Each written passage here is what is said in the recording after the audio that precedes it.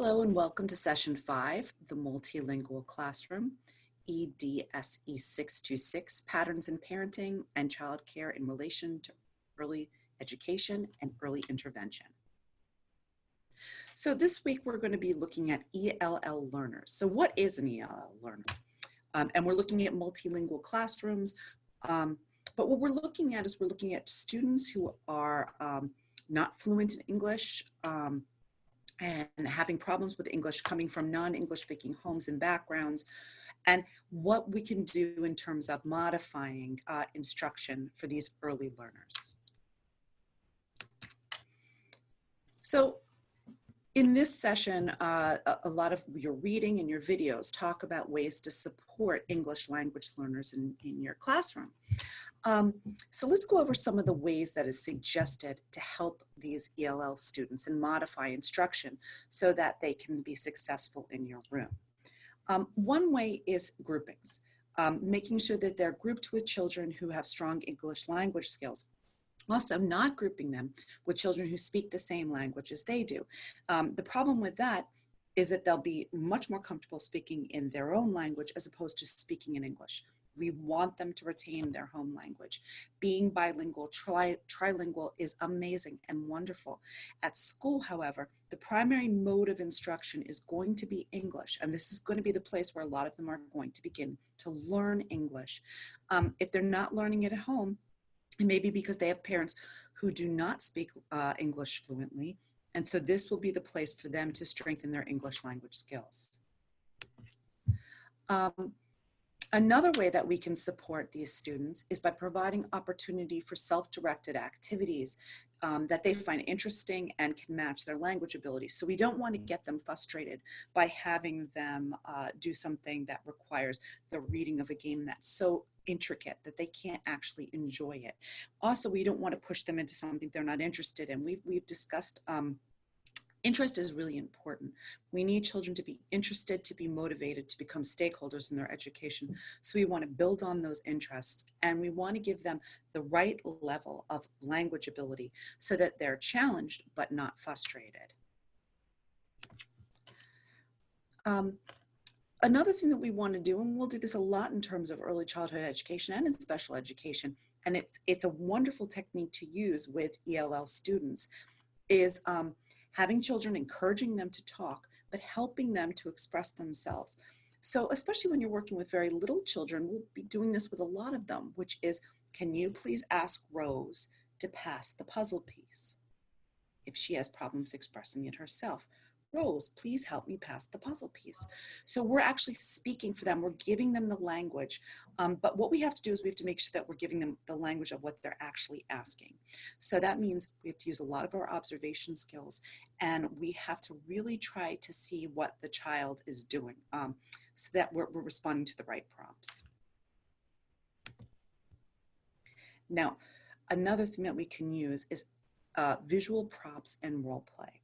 So when you watch some of the videos in this session, you're going to see the wonderful thing that role play does.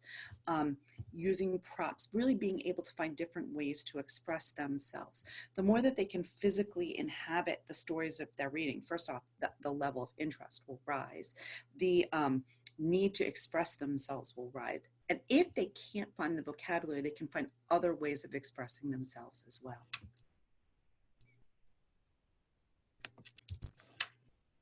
Now, this is one that's very important, which is sometimes parents get embarrassed because they're not speaking English, but we really want to encourage parents to talk and read to their children in their home language. Reading is very important. Even if it's not in English, they're learning those basic skills that they need, which is, how does a book open? How does a story go from beginning, middle, and end? They're learning all the parts of literacy that's the foundation for reading. And they need to do that with a parent in their own language as well as doing it in English. Another is incorporate children's home language in the classroom when possible. So if you don't know it, doing songs, doing rhymes, having storybooks, you might not be able to do it, but it's a wonderful technique. Also having parents come in and reading a book in their own language or singing a song in their own language. You can even get them to tape record it or send it to you by email. So when you watch the video, you're going to see some very inventive teaching. There's teachers who use different tonalities to teach punctuation. There are teachers who use hats. There are teachers that use, I don't know if they show this on there, but I've used in the past felt boards. Ways that children can identify the language with something else.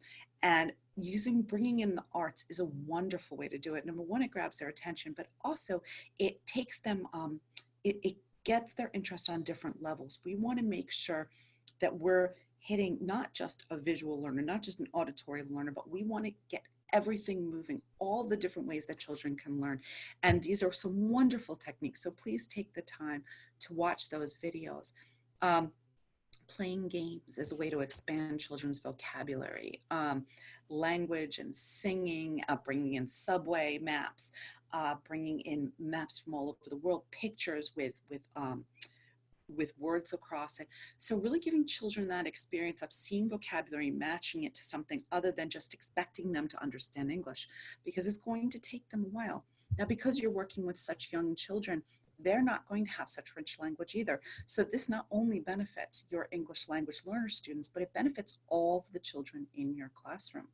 So the more that you work with them, bringing in the arts, trying interactive games, really using different cues, it's really going to help all the students in your classroom.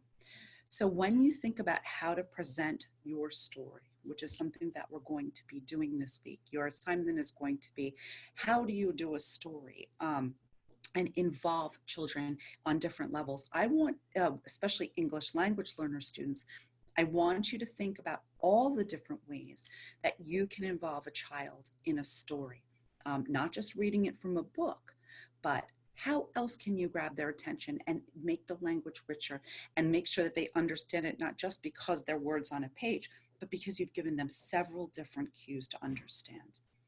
So good luck, and I hope you enjoy this session. Thank you.